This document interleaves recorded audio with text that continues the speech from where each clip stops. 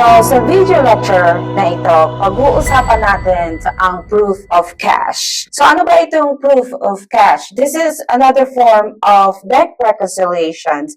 But the difference is, this is an expanded form of a bank reconciliations, wherein it includes cash receipts and cash disbursement.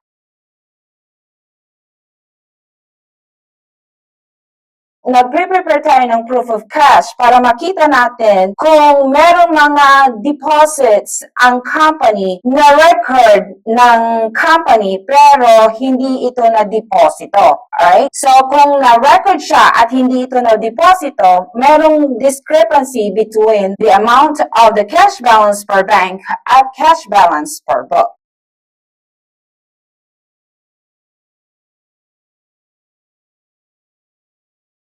Ang proof of cash, unlike the bank reconciliation, piniprepare po natin ang bank reconciliation every month. So, nire-reconcile natin ang cash balance per bank and cash balance per book. But here in proof of cash, which is the expanded form of the bank reconciliation, piniprepare po natin ito when necessary, kapag kailangan lang. Hindi ito piniprepare monthly. Piniprepare natin itong proof of cash kapag necessary or kapag kailangan natin. So, ito po ang ating proof of cash. This is an expanded form of bank reconciliations. There are three methods of proof of cash. Parehas lang ang method na ginagamit natin sa ating bank reconciliation. So we have the adjusted balance method, the book-to-bank method, and the bank-to-book method. Lahat po ng reconciling items, pag-uusapan natin dito sa proof of cash. Magkaiba lang sila ng form ng pag-present ng ating bank reconciliations. At mag-overview muna tayo sa bank reconciliations. So dito sa bank reconciliation, meron din tayong tatlong methods. We have our adjusted balance method, the book-to-bank methods, at the bank-to-book method.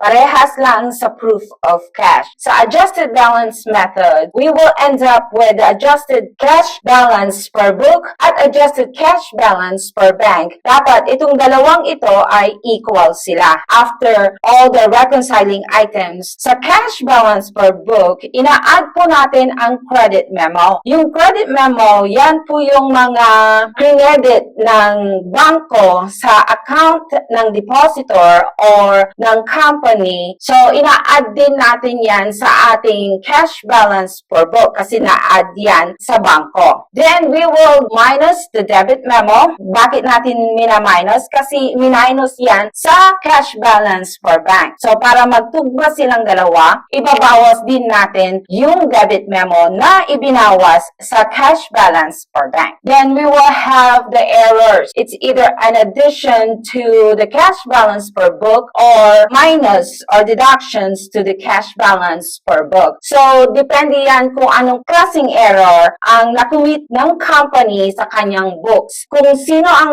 nag-commit ng errors, doon natin siya i-adjust. Dito naman sa cash balance per bank, mga reconciling items natin ay ina-add po natin ang ating deposit in transit.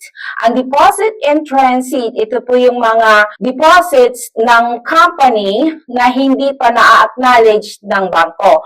So, kapag hindi pa na-acknowledge ng bangko, wala pa yan sa cash balance per bank. So, i-add po natin yan kasi dito sa book, na-add na po yan. So, para magtutugma silang dalawa, i-add po natin ang deposit in transit. The outstanding check ay minus o i-deduct po natin ang outstanding check. Ang outstanding checks, ito yung mga initial na ng book or ng company pero hindi pa ito nakakarating sa bangko. So, dito sa cash balance per bank, nandoon pa rin yung amount na yon, yung outstanding checks. So, ima-minus po natin yung outstanding checks kasi na-minus na yan sa book ng company. So, cash balance per book. So, para magtugma silang dalawa, para equal silang dalawa, ima-minus po natin yan. And any errors committed by the bank ay i-adjust din natin sa cash balance per bank. Pero wala tayong adjusting journal entry na gagawin sa errors na na-commit ng bangko. So, the errors, it's either an addition or minus or deductions to the cash balance per bank. So, depende yun kung anong klaseng error. So, we will end up on this adjusted balance method of equal amount of the adjusted cash balance. Itong amount na ito ang ipapakita natin sa ating financial statement. Ang book to bank method naman is yung cash balance per book ay magiging cash balance per bank. So, i-reflect natin lahat ng mga reconciling items to end up with the cash balance per bank. On this method, we will start with cash balance per book. Then, i-add po natin ang credit memo, outstanding checks, at mga errors na dapat natin i-add sa ating cash balance per book. Bakit natin ina-add ang credit memo? Ang credit memo ay na-add na sa bangko. Ang credit memo ay in-add na ng bangko sa kanyang amount. Para makita natin ang cash balance per bank, i-add po natin ang credit memo from the cash balance per book kasi wala pa yung credit memo sa cash balance per book. Then, i-add po natin ang ating outstanding checks. Bakit natin ina-add ang outstanding checks? Dito sa cash balance per bank, nandito pa yung outstanding checks. Pero wala na yan sa cash balance per book. Para makita natin ang cash balance per bank, i-add po natin ang ating outstanding check. Then, any errors na dapat nating i-add sa cash balance per book para makita natin ang cash balance per bank. Then, we will minus the deposit in transit. So, the deposit in transit, hindi pa na-add itong deposit in transit sa balance ng bank. Pero, nandito na sa cash balance per book. Para makita mo ang cash balance per bank, iba-minus natin yan. Aalisin natin yan from the cash balance per book para makita natin ang cash balance per bank. Then, parehas din sa debit memo. Sa debit memo, dito sa cash balance per book, wala pa yan. Hindi pa natin na ma-minus dito sa cash balance per book. Para makita natin ang cash balance per bank, ima-minus natin ang debit memo. So, minus yan. Then, we will minus any errors na dapat nating i-minus sa books para maging cash balance per bank. So, ito po ang ating book to bank method. So, sa bank to book method, ina-adjust natin yung cash balance per bank para maging cash balance per book. Para makita natin kung magkano ang cash balance per book. From the cash balance per bank, i-add natin o ima-minus natin itong mga reconciling items to end up with the cash balance per book. Yan ang bank to book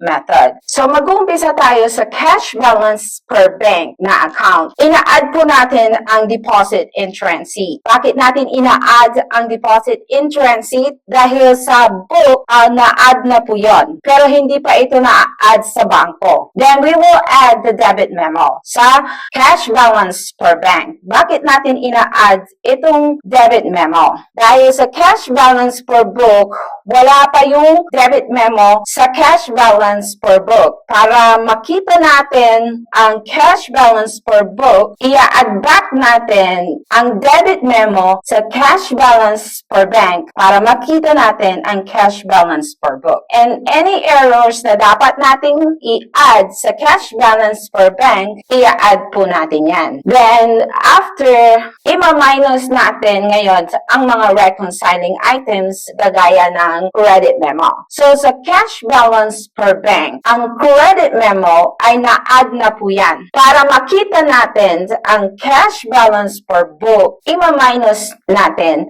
sa cash balance per bank. Ima-minus din natin ang ating outstanding checks. Bakit natin ima-minus ang outstanding checks? Dahil ang outstanding checks nandoon pa sa cash balance per bank. Para makita natin ang cash balance per book, ima-minus po natin ang outstanding checks. Right?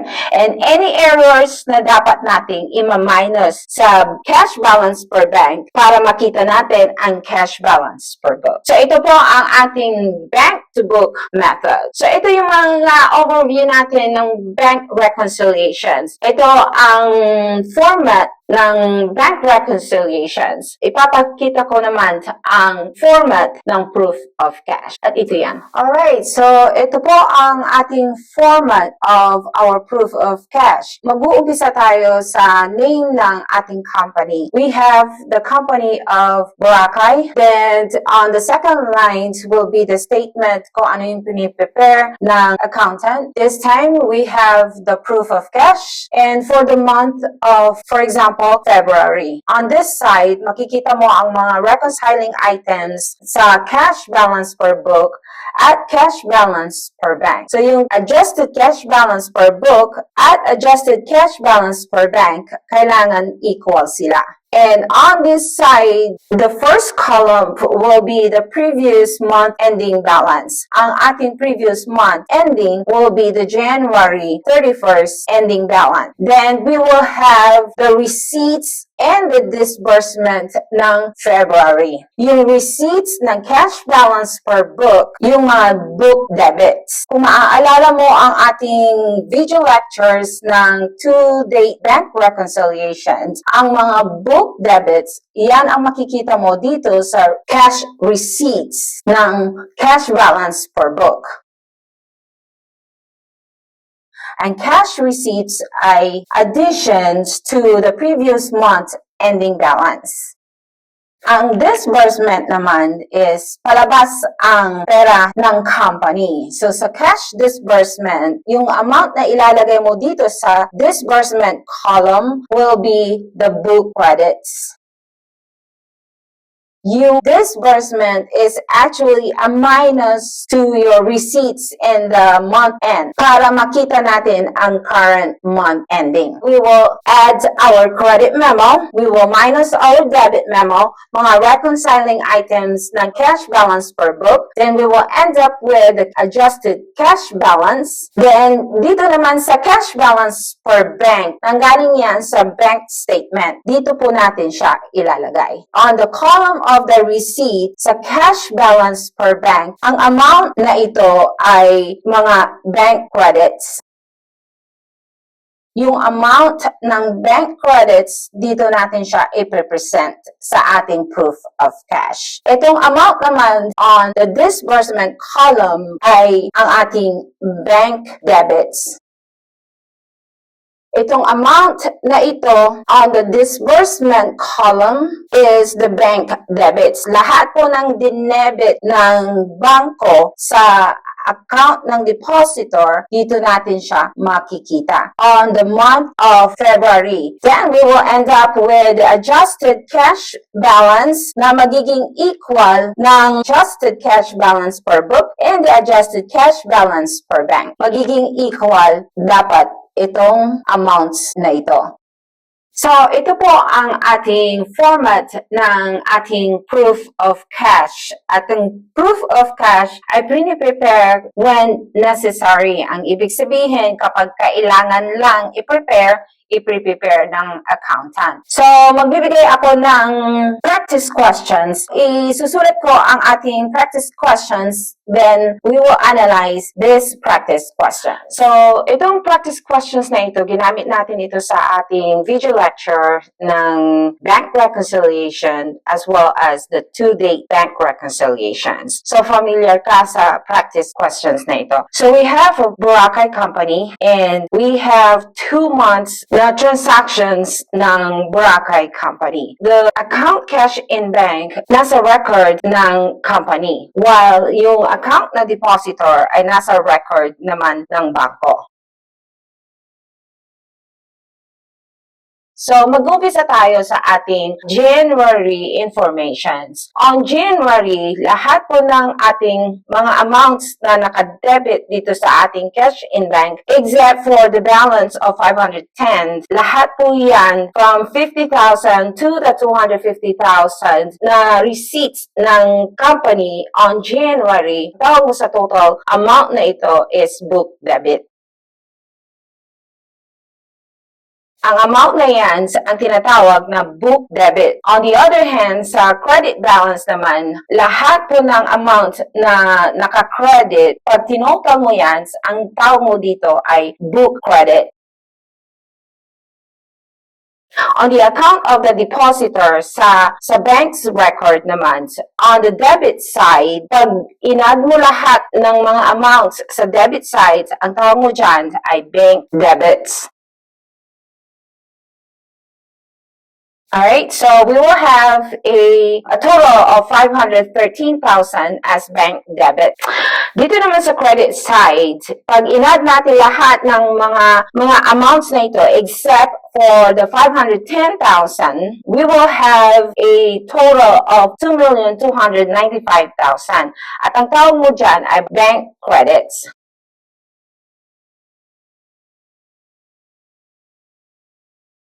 So, ito po ang ating January informations of the cash in bank account on the company's record and the depositor's account on the bank's record. So, itong company na ito ay nag-umpisa ito ng January. So, kaumpisa pa lang nitong ating company. So, nag-deposit ang company ng 510,000. So, kung titingnan mo yung 510,000, ang credit niya sa depositor's account on the bank's record is 510,000. Yan ang napag-umpisahan ng company na pera. Then, mga transaction niya on January, meron siyang mga amounts na debit ng company sa kanyang cash in bank account. Yan po ay the cash receipts of the company. Yung mga kinolekta ng company sa business niya. The book debit is an increase on the account cash in bank sa company's record. Sa credit side naman, which is the book credits, ito pong mga amount na ito, yan po ay bawas sa cash in bank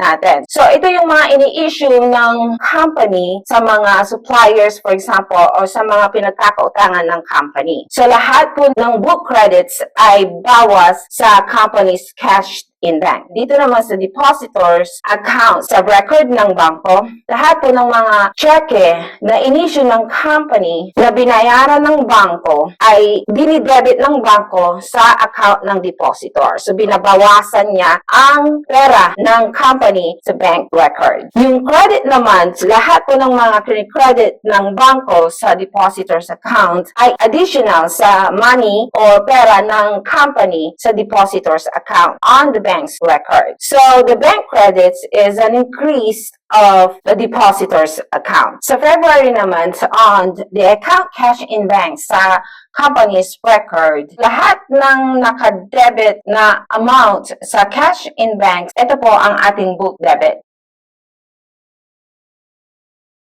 So, ang total ng book debits natin ay 2,050,000. Ang book credits natin will have a total of 775,000. On the depositor's account naman, lahat po ng dinebit ng bangko sa depositor's account, ang tawag mo dyan ay bank debit. Ang bank credits naman, so, yan po ang ating bank credits. A total of 2,125,000 except for the balance of 1,782,000. So, ito po yung mga book debits at mga bank credits. Sorry, that is a bank debit. So, para magawa natin ang ating proof of cash, on January 5th, we have 50,000 na deposit at na-acknowledge na po ang 50,000 na deposit ng company sa bangko. Then, we have 75. Then, we have 130,000. Then, nag-deposit tayo ng 580,000 noong January 5th, which is acknowledged na ng bangko sa account ng depositor. Then we have 600,000. Then titingnan natin, we have on January 29, merong deposit ang company na 250,000 na hindi pa na-acknowledge ng bangko, so hindi pa ito na-add sa account ng depositor. Yan ang tinatawag na deposit in transit. So, in-add na ng company sa kanyang account na cash in bank, pero hindi pa ito nare-record ng bangko sa depositor's account. Bakit hindi pa nare-record? Kasi hindi pa ito na-acknowledge ng bangko itong deposit na ito. So, this 250,000 will become our deposit in transit. At yan ay i-reconcile natin sa ating proof of cash. Then, another one, titingnan natin kung ano yung mga credit naman ng company sa kanyang cash in bank na account. At mga kinikredit ng company sa kanyang cash in bank account ay yung mga ini-issue ng company na pambayad niya sa mga suppliers or sa ibang company. Ang tawag mo dyan ay cash disbursement. Titingnan natin kung ang mga cheque na ito na in-issue niya ay na-acknowledge na or nabayaran na ng bangko at dinebit na ng bangko sa depositor's account. Kapag na-acknowledge na yung cheque na yon, nabawas na yan sa depositor's account. First, we have the check number 1001. Na-acknowledge na yan ng bangko, meaning yung payee pumunta na sa bangko at in-encash na niya ang cheque na yon. So, binayaran na ng bangko ang check na 1001. Then we have check number 1002. In-acknowledge na ng bangko at dinebit na niya sa depositor's account. So, meaning, binawas na niya ang check number 1002. Then we have check 1003. Then we have the check 1004. Kung titingnan mo sa record ng bangko, wala pa itong 1004. So, meaning, hindi pa nakakarating ang payee sa bangko para ma-encash niya ang check number 1004 na 33,000. Pero sa company's record, nabawas na po yan sa cash in bank na account ng company. Then, we have 1005 na 120,000 ay na-acknowledge na ng bangko. And check number 1006 ay na-acknowledge na rin ng bangko. Then, kung titingnan mo dito sa company's cash in bank account, meron pang isang cheque na hindi pa na-acknowledge ng bangko sa kanyang record. Meaning, hindi pa nakakarating yung payee doon sa bangko para ma-encash na yung cheque na yon. Pero on the company's record, binawas na niya sa kanyang account na cash in bank. So, itong 1007 with the amount of 175,000, yan po ang tinatawag na outstanding checks. So, on January, meron tayong dalawang outstanding check na check number 100 with the amount of 33,000 at check number 1007 with the amount of 175,000. Yan po ang ating outstanding checks.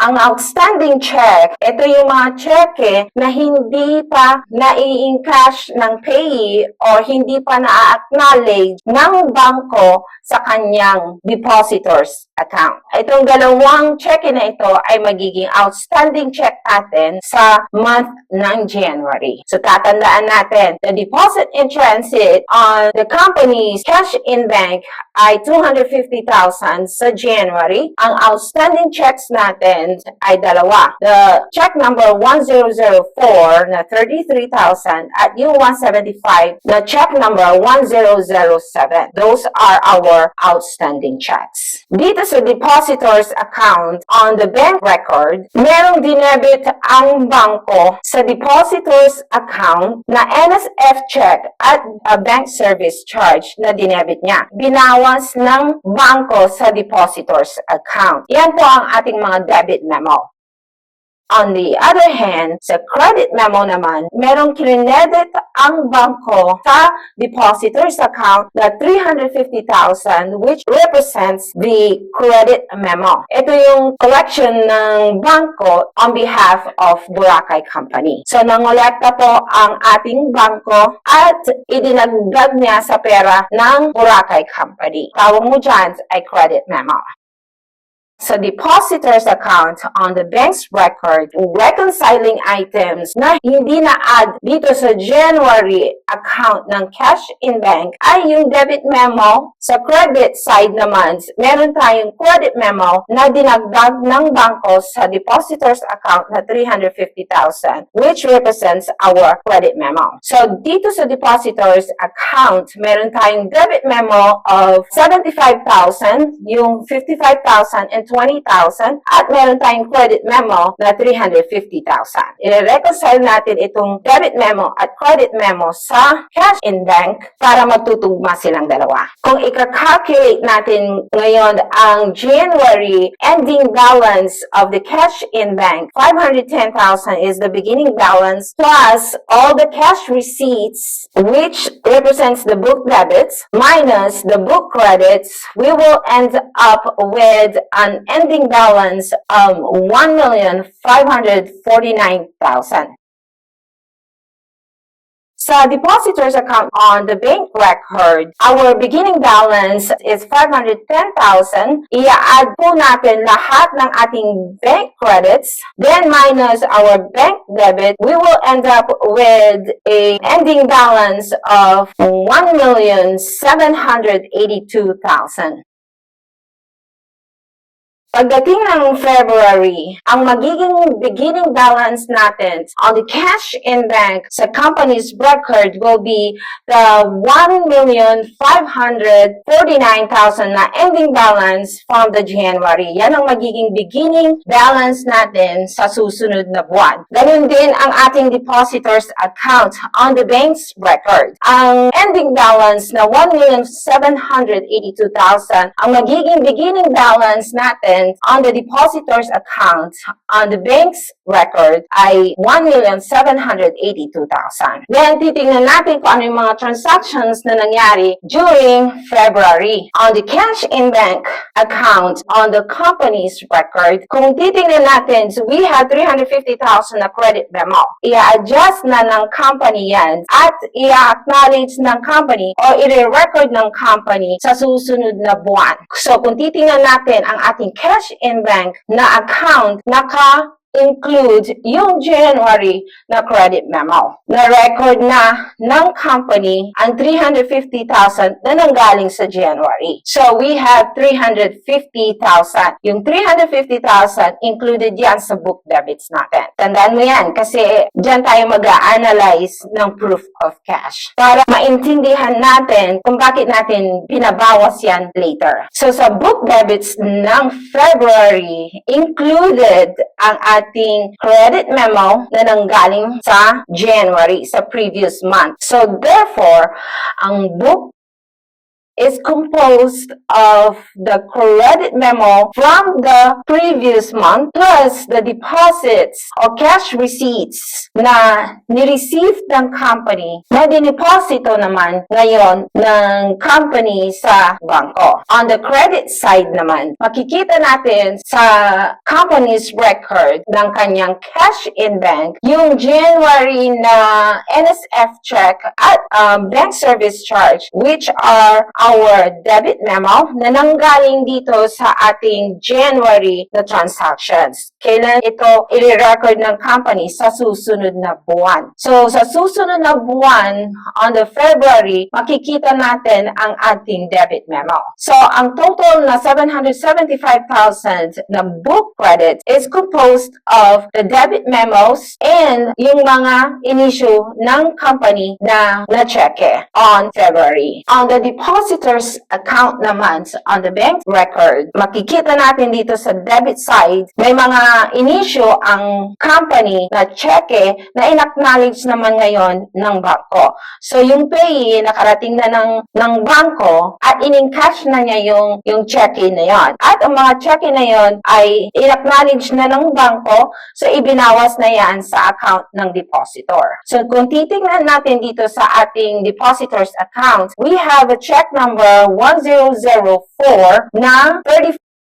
In-acknowledge na yan ngayon ng bangko. Yan ay outstanding check na nanggaling sa January. So, sa January pa lang, ay ibinawas na ng company sa kanyang cash in bank na account. Pero, ibinawas ng bangko sa depositor's account ng February. So, therefore, ang outstanding check, i-acknowledge na yan kapag nakarating ang payee sa bangko. On this case, on this practice question, yung 1004 ay nanggaling sa January. Yung 1007 din ay nanggaling sa January. So, the outstanding checks ay included sa bank debit. Lahat po ng in-acknowledge ng bangko na binayaran ng bangko ay nakadebit sa depositor's account. So, kung titingnan natin dito, this one check 1004 at 1007 was the outstanding check na nanggaling sa January. And meron na naman tayong NSF check at BSC or Bank Service Charge na 15,000. Ito yung ating debit memo ng February. So we have a debit memo of NSF check 25,000 and a bank service charge of 15,000. On the credit side naman, kung titingnan natin, we have our deposit in transit na nanggaling sa January. Yung 250,000 kailan na-acknowledge ng bangko sa susunod na buwan. So kung titingnan natin ang ating depositor's account, meron tayong 250,000 na in-acknowledge na ng bangko na nanggaling sa January. Then we have February 8 na deposit ng Boracay Company at in-acknowledge na ng bangko ang 900,000. And then we have deposit of 175,000 on February 7 at in-acknowledge naman ngayon ng bangko sa February 10. So, na-acknowledge na yan, na-add na yan sa account ng depositor. Then, we have a deposit of February 14 na 225,000 na in-acknowledge din ng bangko sa kanyang account ng depositor. So, in-acknowledge na noong February 16. Another deposit of February 28 na 400,000. Pero kung titingnan mo sa account ng depositor on the bank's record, wala yung 400,000. So, itong 400,000 ay magiging deposit in transit natin. So, wala itong 400,000 sa account ng depositor sa record ng bangko. Therefore, ito ay magiging deposit in transit. Kailan ito ma-acknowledge ng bangko? Sa susunod na buwan. So, sa March pa, ma-acknowledge ng bangko. So, on February, ang deposit in transit will be a reconciling item natin sa month ng February. And then, our outstanding checks. Ang outstanding checks natin, kung titingnan natin ang ating company's record, meron tayong check na inish ng company na check number 1008, 1009, at titingnan mo dito sa ating bangko, binayaran na yan ng ating bangko, meaning yung payee nakarating na sa bangko at in-encash na niya ang mga check na ito. So, na-acknowledge na ang 1008 at 1009. Ang hindi pa na-acknowledge ng bangko ay yung check na 1010 or check number 1010 na hindi pa na-acknowledge ng bangko. So, itong amount na ito na binawas na ng company sa kanyang record na cash in bank ay magiging outstanding check. So we will have outstanding check of 115,000 with a check number 1010. So kung titingnan mo ang ating practice questions, sa February, meron tayong deposit in transit na 400,000. Sa February, meron tayong outstanding check na 115,000. At meron tayong debit memo on the bank's record sa depositor's account. Meron tayong debit memo na 25,000 na NSF check at meron tayong 15,000 na bank service charge with a total of 40,000 na debit memo. Dito naman sa credit side, kung makikita natin, meron tayong credit memo of 575,000. Nangolekta na naman ang bangko in behalf of Boracay Company. Tapos, yung kinolekta niya, credit niya sa account ng depositor. Dinagdag na niya dito sa pera ng depositor. Marirecord lang ng company sa susunod na buwan. Sa March na natin ito marirecord. This is a credit memo of February. Tandaan mo yan. I-recap natin ito. So, on January, ang ending balance natin is 1,549,000. Meron tayong outstanding check with amount of 30,000 at 175,000 na outstanding check. So, i-add po natin lahat yan. Then, our deposit in transit na 250,000. Then we have on the depositor's account on the bank's record naman, we have a debit memo of 55,000 plus the 20,000 na bank service charge with a total of 75,000 na debit memo. At meron tayong credit memo na 350,000. Para sa January na month. Kailan natin ito may re-record sa February na, sa susunod na buwan. So kung titingnan natin sa ating cash in bank account sa company's record, nandyan na yung credit memo na 350,000 na include yan sa ating 2,050,000 na total amount of book debits natin. Then, yung debit memo, kailan natin may-record yan? Sa susunod na buwan, sa February na siya may-record. So, kung titingnan natin, meron tayong debit memo na naka-include sa book credit natin na 775,000, which a total of 75,000 ang ating debit memo. And we have our deposit in transit na hindi pa na-acknowledge ng bangko. Ang dineposit natin na 400,000, yan po ang ating magiging deposit in transit. So, magkakaroon tayo ng deposit in transit sa February. Then, we will have another standing checks on February na 115,000, the check number 1010 or 1010. Then, on the depositor's account sa record ng bangko, meron na naman tayong debit memo na NSF check na 25,000 at bank service charge of 15,000 with a total of 40,000 na debit memo. Then, we will have a credit memo of 575,000 sa month ng February. Kailan marirecord ng company sa susunod na buwan? Alright, corrections, we have a check number 004 na 33,000.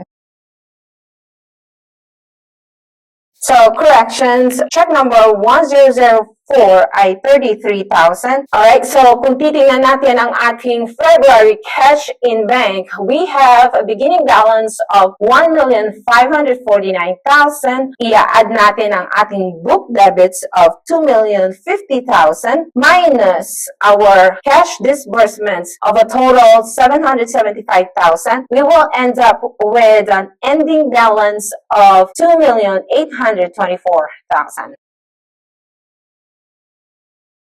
Dito naman sa depositor's account on the bank's record, we have a beginning balance of 1,782,000. I-add po natin ang ating bank credits, then minus our bank debits of 833,000. We will end up with an ending balance of 3,074,000.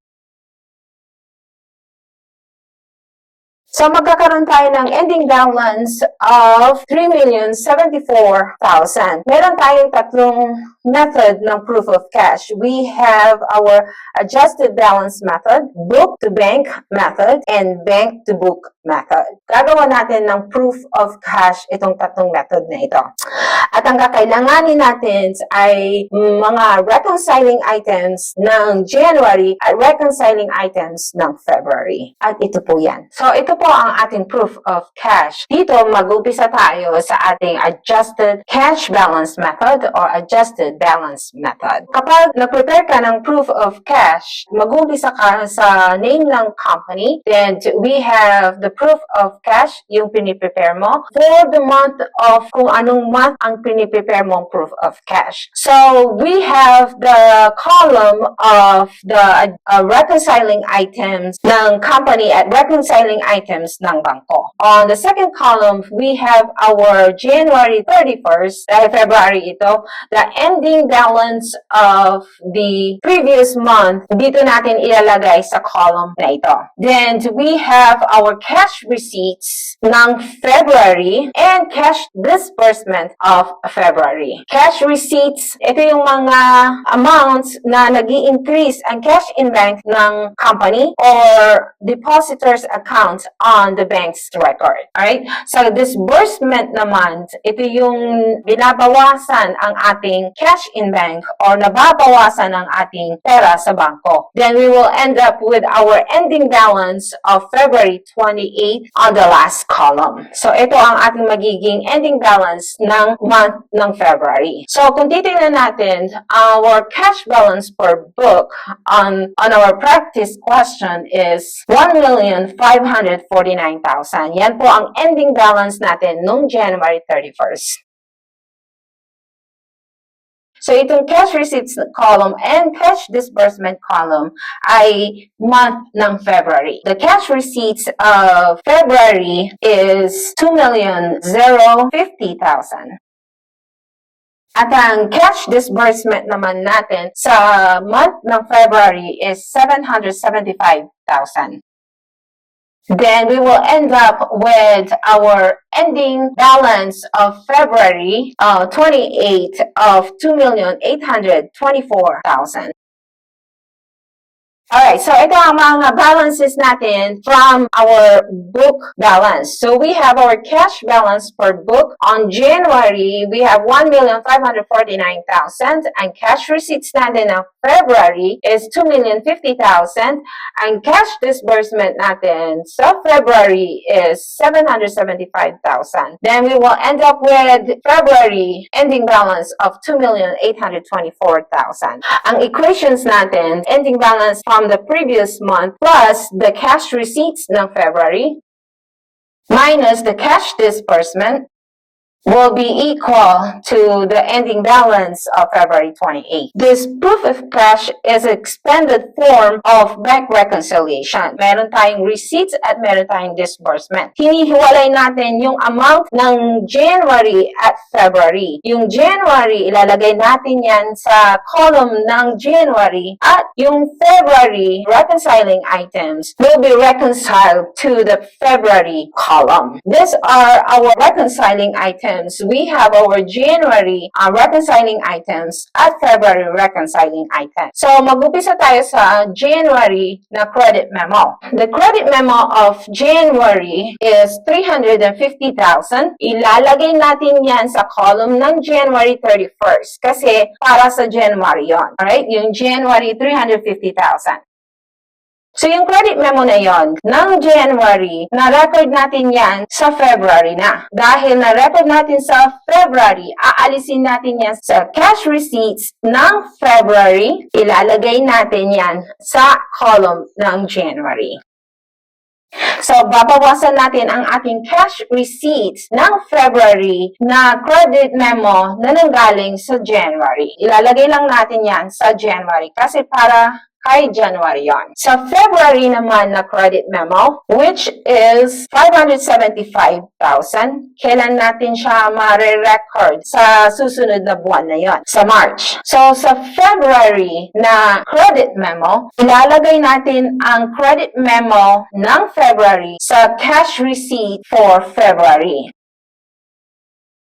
Then, dahil para kay February yon, ilalagay natin yan sa column ng February. So, ito yung credit memo ng February, which is 575,000. I-add natin yan sa cash receipt ng February dahil hindi pa ito na-add sa February. So, kailan natin ma-add itong 575,000 sa March na yon? Pero, itong credit memo na yan ay para sa February. I-add natin yan sa cash receipts ng February. So, we have an addition to the cash receipt of 575,000. So, debit memo naman, the debit memo is deductions to the cash balance per book. Kasi yung debit memo, ito yung mga charge ng bangko aside from mga ini-issue na check-in ng company na pambayad niya sa mga suppliers niya or some other companies. Ito ay bawas sa ating cash balance per book. So, we minus the debit memo to the cash balance per book as a reconciling item. On the January debit memo of 75,000 is composed of the NSF check na 55,000 at 20,000 na bank service charge. So, yan ang ating total of 75,000 na debit memo. Dahil January yan, na-record natin yan sa February, aalisin natin yan sa disbursement, ilalagay natin sa January. Ililipat natin sa January 31st. Ilalagay natin yan sa column ng January 31st kasi debit memo yan for January.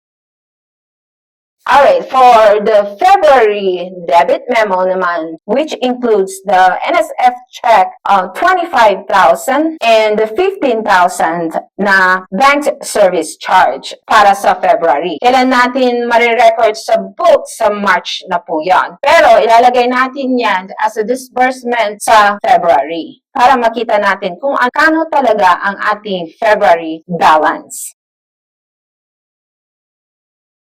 Yung debit memo ng February, which is 40,000, i-add natin sa disbursement ng February at ibabawas natin sa ending balance ng February. So, the credit memo is additions to the cash balance per book. Then, the debit memo is a minus to the cash balance per book. After all of this reconciling item, i-add mo lang, kukunin lang natin ang ating total. So, yan ang adjusted cash balance per book. Then, i-reconcile natin ang cash balance per bank. So, cash balance per bank, we have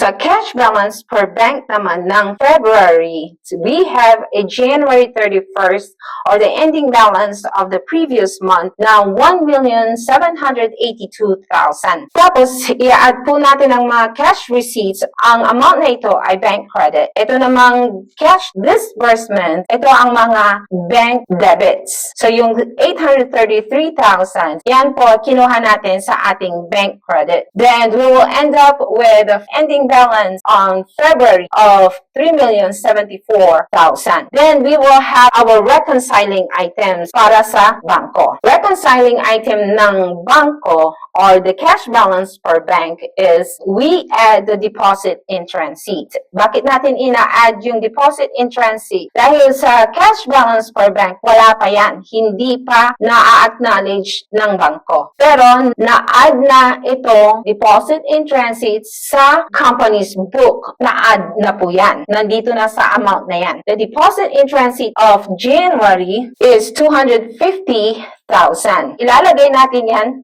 January 31st. Then, babawasan natin ang cash receipt ng February dahil itong deposit in transit ay na-record na ng company na add na sa cash receipts ng February. Pero yung cash receipts ay para sa January. So, aalisin natin ito sa cash receipts ng February. So, yan ang ating deposit in transit ng January. And the deposit in transit ng February is 400,000. Yung 400,000 na yan ay hindi pa na-add sa February na cash receipts. Kailan ito ma-acknowledge ng bangko? Sa March pa. But this deposit in transit ay dapat sa February yan. So, i-add po natin yan sa column ng cash receipt. Dahil para sa February month ang deposit in transit na yon. Dahil ang 400,000 ay para sa February, i-add natin yan sa February. Bakit addition? Kasi ang reconciling item na deposit in transit is addition to the cash balance per bank. Then, the outstanding checks is a minus on the cash balance per bank. Sa book kasi, nabawas na sa cash in bank ng company. Pero hindi pa ito nababawas sa cash balance per bank. Kaya itong outstanding check ay ima-minus natin dahil nabawas na sa book. So, sa January outstanding checks, ang gagawin natin, ilalagay natin yan sa January na outstanding checks. Ang outstanding checks natin ng January is 208,000. Kailan ito na-record? Na-record sa February. So, aalisin natin yan sa disbursement. Alright, so bawas natin yan sa disbursement dahil hindi ito disbursement ng February. Disbursement ito sa January. The outstanding check of February naman, which is 115,000 for the February outstanding check, i-add natin sa disbursement kasi disbursement yan ng February. Pero hindi pa ito nare-record o hindi pa ito nababawa sa cash balance per bank. So, on the column of the disbursement, we add the outstanding check of 115,000. Ima-minus natin ito sa February 28 balance. After all the reconciling items, kukunin na natin ang balances on each column.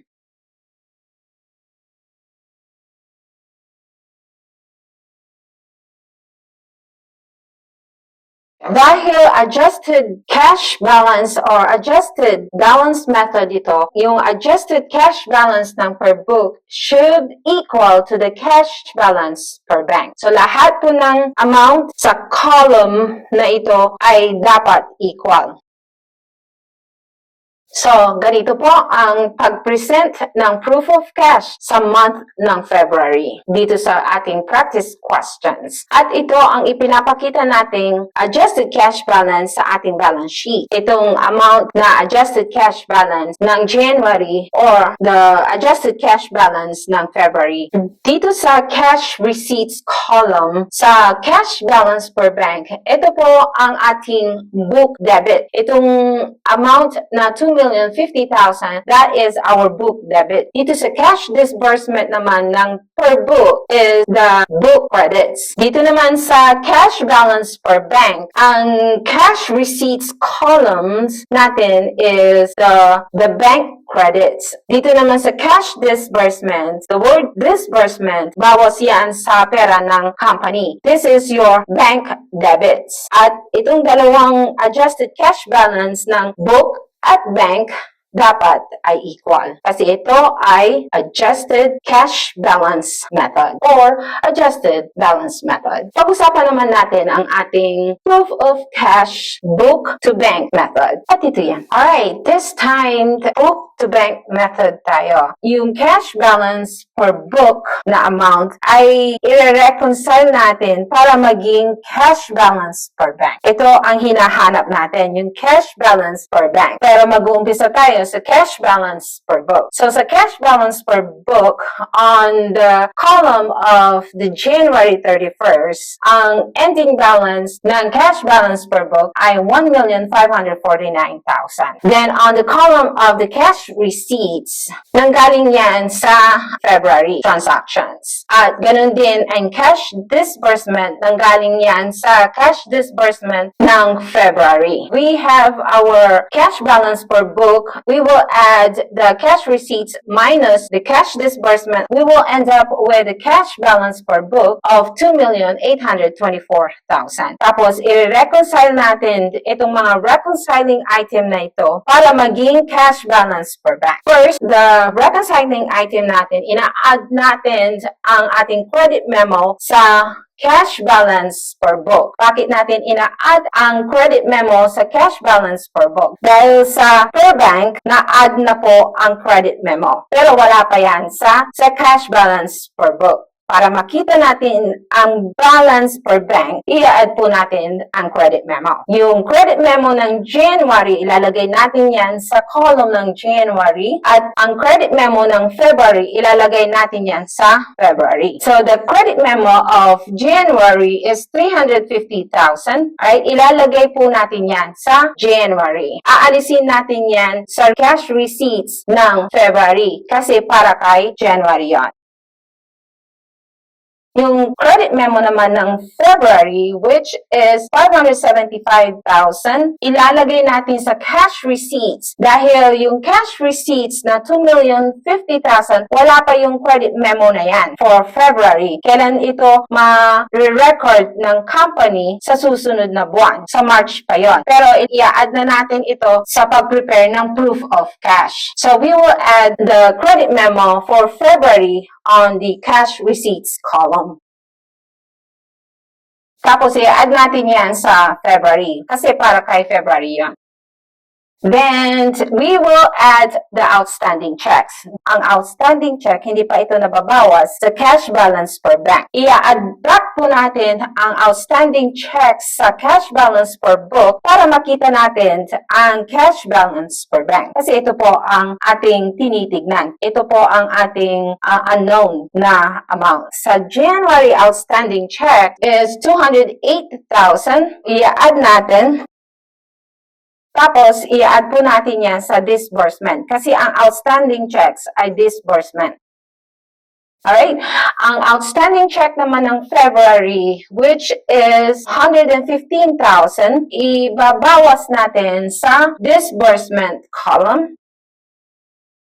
Alright, so addition yan sa February column. On the deposit in transit naman ay bibawas natin. Bakit natin ibinabawas ang deposit in transit? Ang deposit in transit, ito po yung na-add na sa cash balance per book, pero hindi pa ito na-acknowledge ng bangko. So sa per bank, wala pa ang deposit in transit na yon. Yung amount ng deposit in transit ay na-add na sa book pero hindi pa na-add sa bangko. So, iba-minus natin sa book balance para makita natin ang cash balance per bank. So, on January deposit in transit, which is 250,000, ima-minus natin sa January column.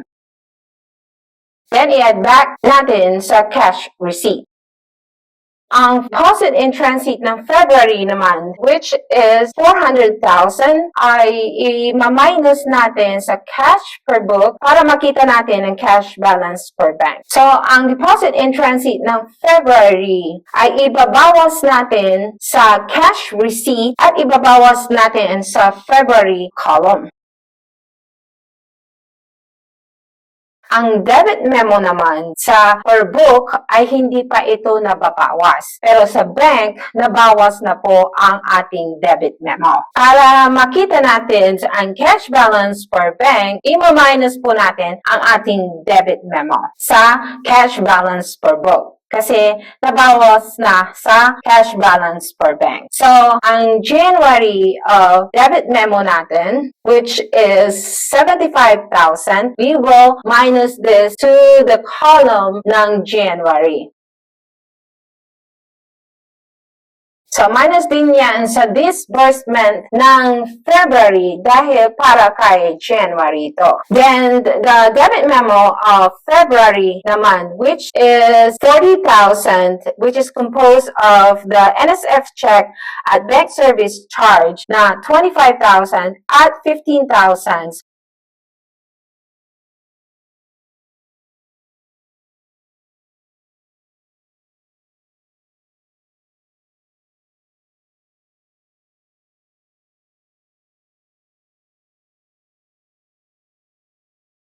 Pag-usapan naman natin ang ating bank to book. So, sa bank to book, baliktad lang ang gagawin natin. Ito po ang bank to book method. So, ito naman ang ating bank to book method. Baliktad lang sa ating book to bank method. This method, ang given na data is the cash balance per bank. At ang hinahanap natin ay yung cash balance per book. I-reconcile natin mga ito para makita natin ang ating cash balance per book na hinahanap natin. Umpisahan natin sa cash balance per bank. So, we will add the deposit in transit. Bakit natin ina-add ang ating deposit in transit? Na-add na sa book balance, pero hindi pa ito na-add sa bank balance. Para makita natin ang cash balance per book, i-add po natin yan. Kasi na-add yan sa book, pero wala sa bank. So, i-add natin ang deposit in transit. On January's deposit in transit is 250,000. I-add natin yan sa January kasi para kay January yon. Then, ibabawas natin yan sa cash receipts ng February dahil hindi ito para sa February, para kay January yan. Alright, so sa February deposit in transit naman, which is 400,000, i-add natin sa cash and i-add din natin sa ating column na February. Kasi para sa February yon. Hindi nga lang na-record sa February, kailan i-record ng company, i-record niya yan sa susunod na buwan, which is March. Pero dahil para sa February at nag-prepare tayo ng proof of cash, i-add natin yan sa cash receipts natin. Dito naman sa debit memo, para makita natin ang cash balance per book, itong debit memo, hindi pa ito nababawas. Record ng book. Para makita mo ang cash balance per book, i-add back natin yung debit memo na nabawas sa cash balance per bank. Kaya, addition itong debit memo sa cash balance per bank para makita natin ang ating cash balance per book. Sa January debit memo, which is 75,000, we will add 75,000. Ang debit memo ay disbursement. So, sa disbursement, i-add po natin yan. Add back po natin. Debit memo naman ng February, ilalagay natin yan sa February. Ang debit memo ng February is 40,000 dahil disbursement ito, i-add natin sa disbursement column ng February. So, i-add back natin ang debit memo ng February sa February column. And sa credit memo naman, bakit natin mina-minus ang credit memo? Sa balance per book, hindi pa ito na-add. Pero ang ginawa ng bangko, in-add na niya sa kanyang cash balance per bank. So, nandito na sa amount ng bangko, yung credit memo. Pero hindi pa ito na-add sa book. Kaya ima-minus natin yan sa cash balance per bank. Sa January credit memo, we have 350,000. Ibabawas natin yan sa January column kasi para sa January yon. So, sa credit memo naman ng February, which is 575,000, ibabawas natin sa ating cash receipts. At ibabawas din natin ang credit memo sa column ng February. Ima-minus natin ang credit memo ng February on the cash receipts at sa column ng February. And then we will minus the outstanding checks. Bakit natin mina-minus or dinideduct ang ating outstanding checks? Dahil ang outstanding checks ay sa cash balance per bank ay hindi pa ito nababawas. Ang hinahanap natin is the cash balance per book. So, kailangan nating i-minus sa cash balance per bank para makita natin kung magkano ang cash balance per book dahil na-minus na ang outstanding checks. On January, outstanding checks is 208,000 ang ima-minus natin sa ating January column. Dahil ang outstanding checks ay disbursement, nasa column tayo ng disbursement. Ibabawas natin sa February disbursement dahil hindi ito para sa February, para kay January yon. And sa February outstanding check is 115,000. Dahil disbursement ito, ilalagay natin sa disbursement. I-add natin itong disbursement na outstanding check on the column disbursement. Then, ibabawas natin sa column ng February.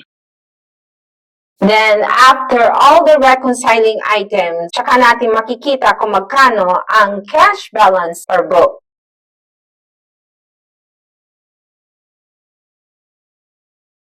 So we will end up with the cash balance per book on January 31st. We'll have a ending balance of 1,549,000. Sa cash receipts naman, we will have a 2,050,000. Sa cash disbursement column naman, we will have 775,000. And the ending balance of February 28 is 2,824,000.